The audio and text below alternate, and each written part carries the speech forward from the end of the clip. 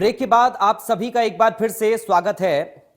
बढ़ते हैं आगे और अब बात होगी मध्य प्रदेश की सियासत में। बिंद रीजन की 7 जिलों की 30 विधानसभा सीटों पर बीजेपी कांग्रेस में टक्कर है। रीवा जिले की 8 विधानसभा सीटों में से एक सिरमौर सीट है। पिछले 33 सालों में इस सीट पर 5 दलों ने जीत हासिल की। इस सीट पर 2 बार से बीजेपी के दिव्यराज सिंह विधायक हैं। उनको रीवा सियासत का युवराज भी कहा जाता है। विधानसभा चुनाव 2023 में भी बीजेपी ने सिरमौर सीट से दिव्यराज सिंह को तीसरी बार टिकट दिया है, जबकि कांग्रेस ने रामगरीब कोल पर भरोसा जताया है और यह सीट सूबे की हाई प्रोफाइल सीटों में से एक है। इस लिहाज से भी है कभी बिंद के दिग्गज नेता और सफेद टाइगर कहे जाने वाले श्रीनिवास तिवारी भी यहीं से चुनाव लड़ते थे। मध्य प्रदेश के पूर्व विधानसभा अध्यक्ष श्रीनिवास तिवारी भी साल 2008 का चुनाव और उनके परिवार के लोग भी यहां से चुनाव हार चुके हैं। इसी विधानसभा क्षेत्र में देश का 24वां सबसे ऊंचा केवटी जलप्रपात है, जो कि महाना नदी पर स्थित है। तो आज इसी सीट के चुनावी समीकरण को हम समझने की कोशिश करेंगे।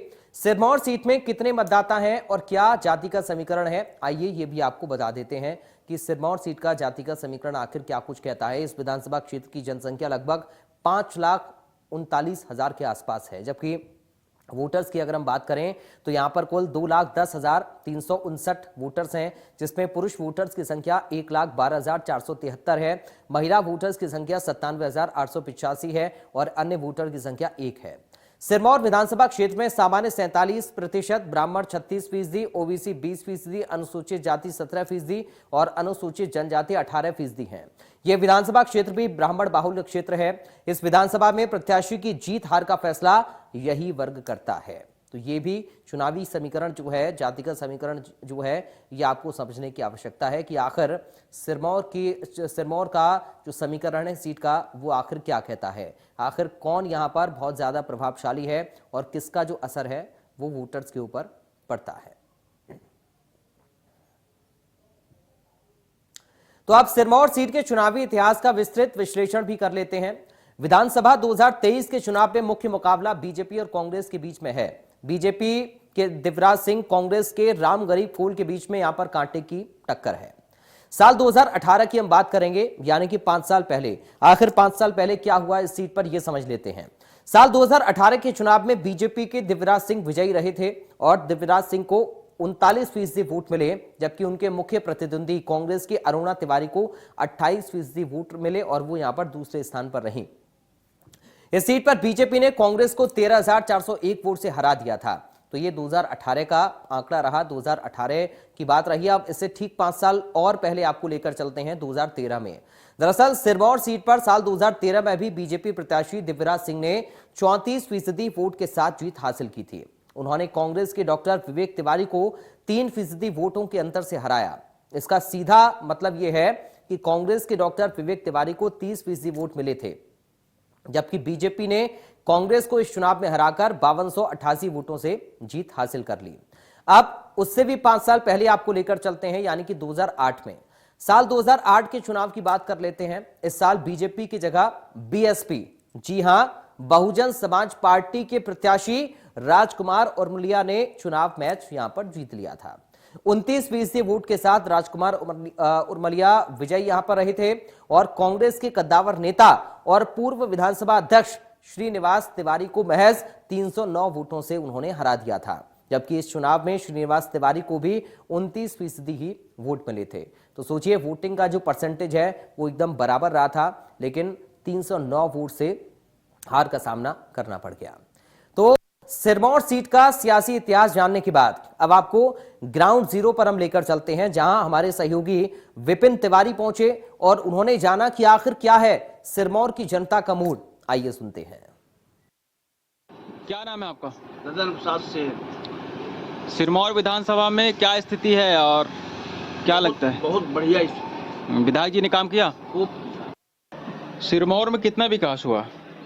जीरो में है सर। कोई विकास नहीं, विनाश जरूर हुआ। विधायक के कार्यकाल से सुसंतुष्ट हैं आप? नहीं है सर। क्या नाम है आपका? पंकज कुमार गुप्ता। विधायक जी ने कितना विकास किया? बहुत क्या विकास है। विकास है, रोड है, ITI यहाँ दिए सिरमौर में, अस्पताल दिए। क्या विकास हुआ है आपके यहाँ? कुछ नहीं हुआ, कोई विकास नहीं। क्या नाम है आपका? अनिल सिंह। आपके विधानसभा में काम हुआ है? बहुत बढ़िया काम हुआ है, रोड नाली सड़कें बन गई हैं जो ज़्यादा जरूरी था। गुड़ में कितना विकास? बहुत हुआ है। क्या, कैसे? 18-20 सालों से बहुत हुआ, पहले से अपेक्षा बहुत है। और चौतरफा विकास हुआ है। अच्छा, क्या अभी अधूरे रह गए हैं जो आने वाले समय में पूरे हो सकते हैं? जो कार्य पहले से संचालित हैं, चल रहे हैं, वो थोड़ा बहुत अभी कार्य शेष हैं, वो काम चल रहे हैं, और जो रह गया है उस पर सरकार का पूरा ध्यान है। क्या नाम है आपका? सदू यादव। काम हुआ है विधानसभा में? हाँ, बढ़िया काम हुआ। क्या नाम है आपका? ददन प्रसाद से सिरमौर विधानसभा में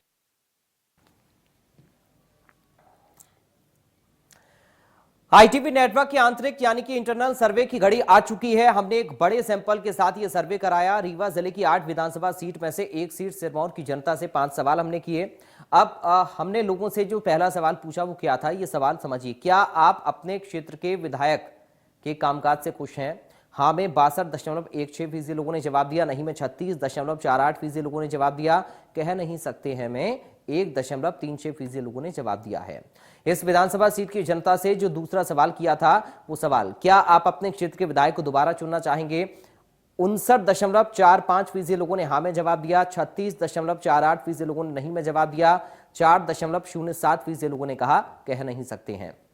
इस विधानसभा क्षेत्र के लोगों से जो हमने तीसरा सवाल किया वो सवाल था, अगर आपका विधायक उम्मीदवार बदल दिया जाए तो आप उसी पार्टी को क्या वोट देंगे? 68.91% लोगों ने हाँ में जवाब दिया, 20.28% लोगों ने नहीं में जवाब दिया, और कह नहीं सकते में 10.81% लोगों ने जवाब दिया है। इसके साथ ही इंडिया न्यूज ने अपने आंतरिक सर्वे में चौथा सवाल भी रखा। चौथा सवाल क्या था? आने वाले विधानसभा चुनाव में किस आधार पर आप वोट देंगे? प्रधानमंत्री नरेंद्र मोदी के नाम पर 27.02% लोगों ने जवाब दिया, मुख्यमंत्री के कामकाज के आधार पर 08.10% लोगों ने जवाब दिया, स्थानीय विधायक के कामकाज पर 33.78% लोगों ने जवाब दिया, पार्टी के आधार पर 27.05% लोगों ने जवाब दिया, इनमें से कोई नहीं 4.05% लोगों ने जवाब दिया है। एमएलए का रिपोर्ट कार्ड के लिए पांचवा और आखिरी सवाल भी 2024 के आम चुनाव के लिए 2023 के विधानसभा चुनाव के लिए बेहद महत्वपूर्ण है। सवाल नंबर 5, क्या विधानसभा चुनाव में भी मोदी फैक्टर काम करेगा? इसमें 67.12% लोगों ने हाँ में जवाब दिया, 19.17% लोगों ने नहीं में जवाब दिया, कह नहीं सकते हैं में 13.71% लोगों ने जवाब दिया। तो नेताजी अब फेल हुए या पास, ये समझना बहुत जरूरी है, क्योंकि ये आंतरिक सर्वे इंडिया न्यूज ने किया, लोगों की राय जानी है। आपने देखा कि हमारा इंटरनल सर्वे, इसमें इंडिया न्यूज के आंतरिक सर्वे के आधार पर और जनता जनार्दन की बातों को ध्यान में रखते हुए हमारी चुनावी टीम के सदस्यों के ग्राउंड जीरो से दिए गए इनपुट के आधार पर एमएलए का रिपोर्ट कार्ड का रिजल्ट बताने का वक्त आ चुका है।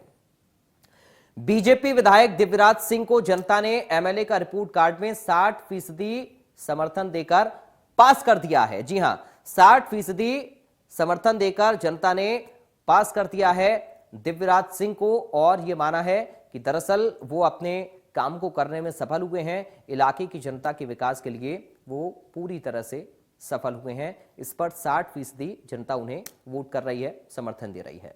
तो फिलहाल अभी के लिए एमएलए का रिपोर्ट कार्ड में इतना ही, लेकिन कल एक बार फिर हाजिर होंगे किसी और क्षेत्र का हाल आपके सामने लेकर, एमएलए का रिपोर्ट कार्ड आपके सामने लेकर। अभी के लिए मुझे दीजिए इजाजत, नमस्कार।